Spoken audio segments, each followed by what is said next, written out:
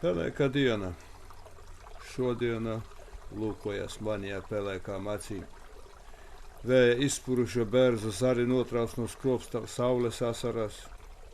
Māju logi sačukstas savā starpā, it kā aprunājot zemās debesis.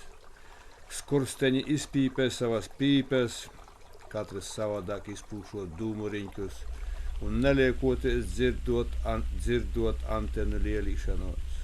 Bet kovārņu bars, pārlidodams no liepu birzī, uz kūtiņa mēslu čupā, iztraucē vītolu miegu un iespļauj dienai acīs.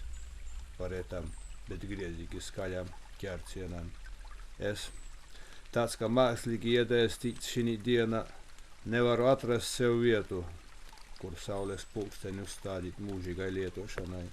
Es vēlos ieraudzīt ēnu, kas kristu no manām domām, ka apsūdzības šodienas pelēkajām acīm, kurās nevar pamanīt nevienu cerību asniņu. Garam gājējas veiciens, kā sāpīga pļauka, liek man satrūkties, izplauciet smaidu sejā un apjaust īstenību. Diena tak nav viss mūžs. Ak jā. Šī diena ar pelēkām acīm lūkojas mani un, neļaujot nožūt asarām no skropstām, uzveļ maniem pleciem mūža pārdomu nastu. It kā es tāpēc jau arī būtu šai vietā, lai palīdzētu pelēcībā raudošajai saulei. Bet kur lai es uzstādu saules pulksteni? Cerības stariņš tak nespīd, un nemetēnu saules pulksteņa smaile ne uz manu pusi, ne no manas prom. Šodiena lūkojas mani ar savām pelēkajām acīm, kurās es nerodu uzticēšanos, bet tādā gadījumā vai ir vērts turēt plecos mūžā pārdomu nastu, varbūt aiziet uz Humpalu tirgu, izpārdot par pārdesmit santīme un nodzert alu, bet saules pulkstenis prasa pēc savas vietas, man atgādinot, ka šodiena ir daļa no mūža. Var jau būt, ka pamodušies vītolis teiks plaucēt baltus pūpolus, un bērza zari piesūkušies sāļu asaru, pavērs savas zeltenās spurdzes, un diena negaidīti izmainīsies. Bet es taču būšu tas pats, ar mūža pārdomu nastu plecos un saules pulksteni rokās. Tad kāpēc man jāgaida cita diena? Ņemšu un saules pulksteni uzstādīšu ielas vidū, lai garām gājēju sveicieni krīt manā sejā kā pļaukas, lai palieku nesaprasts, bet godīgs pret sauli. 1999. gada 18. janvāris.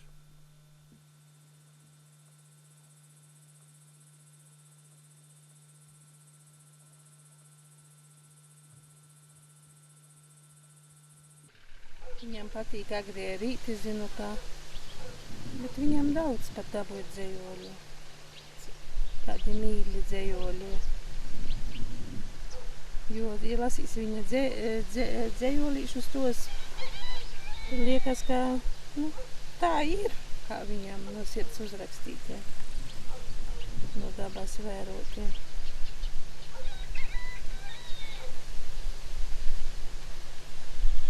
Viņš vēsturiski dzējoli viņam ir daudz. Savā latgaļu valoda viņam tā sāp, kā negrib runāt tai valodā. Mēs jau ģimenē gan runājam tikai latgaļiski. Mazbērniem, bērniem, vai kā viņi tur runāja savā starpā. Antonam liels prieks bija,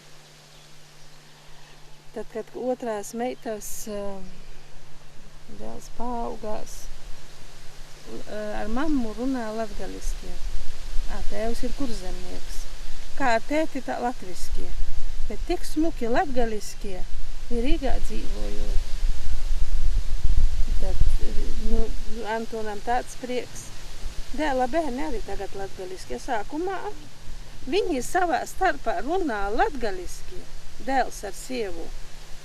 A bērni latviski.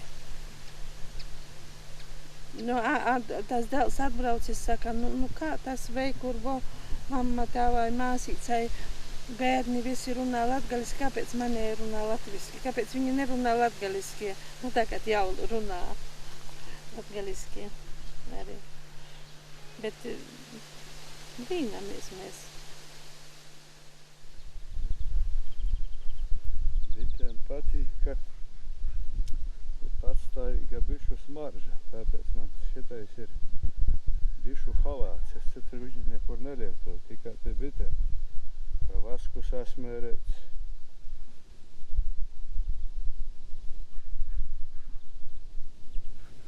Sasmērēts ar vasku.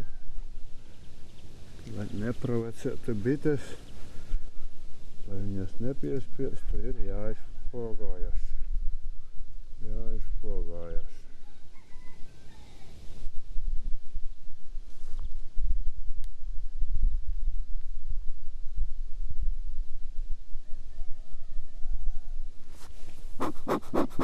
Jādomē.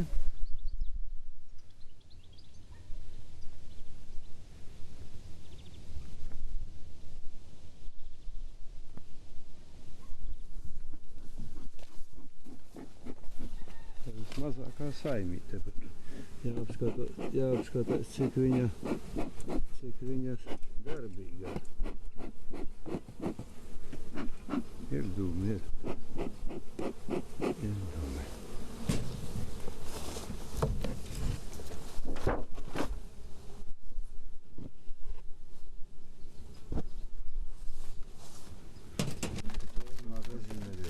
Tad ir jāskatās cita saimīte. Tā nav medus. Medu nav nesušās draudzenītes.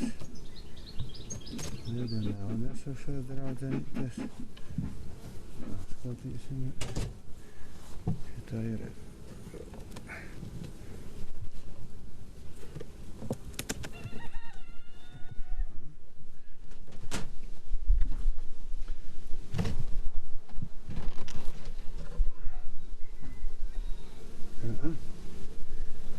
Es viņas neaiztekšu. Medu nes. Ligzdas telpa ir pilna ar medu. Tātad bites strādā. A magazīne ir tukša. Magazīne tātad, lai stāv, ja viņam ligzdas telpa pilna, tātad būs arī magazīne. Iepaļ ziet, āboliņš ziet. Labi, netraucēsim. Bites strādā. Viss ir kārtībā. Bites strādā. Tagad varēsim, ja kas ir siltumi, te iedās degamas iekšā.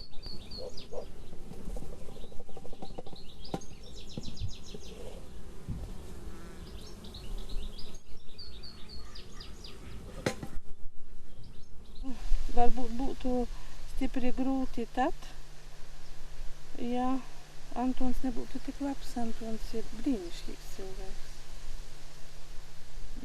Nezinu, ir pasaulē, protams, labi cilvēki, bet kā man ir laimējies, nezinu, vai var atrast tādu Antonu.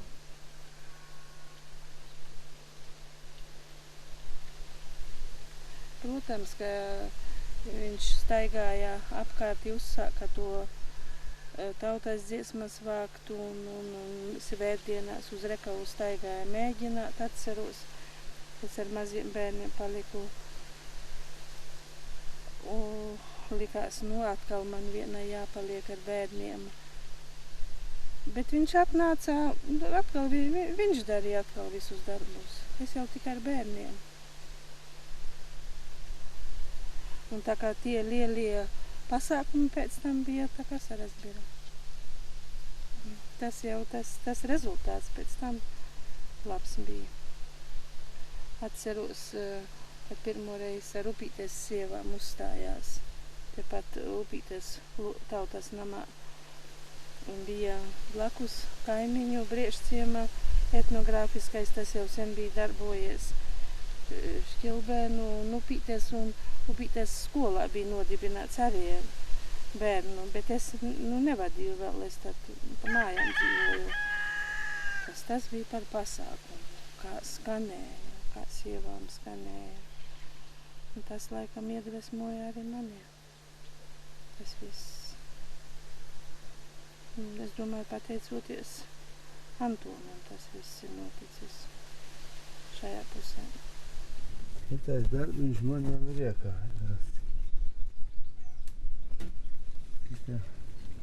Ik pārdienas jāstrādā. Ja ne katru dienu. Ik pārdienas, ja ne katru dienu.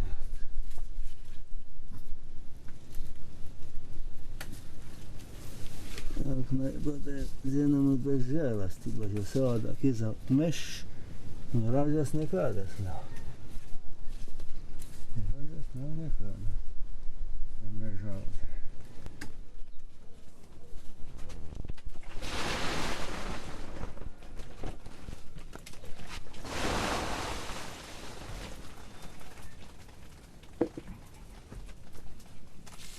Šitais jau ir ņemams nost.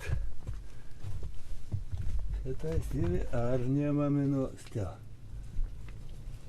Pāraudzēt nevar, tur nākušiem nav ražas. Šitie beidza ražot, nākušiem reizām uz salātiem.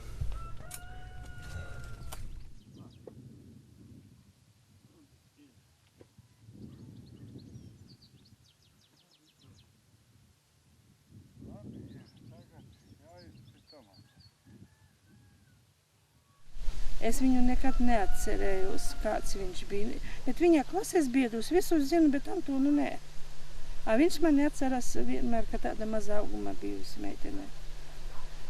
Pēc tam viņš armijā izgāja, pēc armijas atnāca tāds talts jauneklis bija, un pēc tam deju kolektīvs te bija, un dejojām deju kolektīvā. Meitiņu bija maz, zēnu daudz. Atceros deju vienu ar jostām, ka tik man nesajaukt tās jostas, lai nesakrustotos, nekā lai tie puiši brīvi var dejot. Un tā mēs pamazām, mēs vēl, tad kolhozs bija, rakstījām sienas avīzes, es smuki rakstīju, smuki drukoju, burtus zīmēju. Viņš man parasti nesā rakstītās sienas avīzes noformēt. Nesā konfektes atceros, un man tā maz pamazām ir.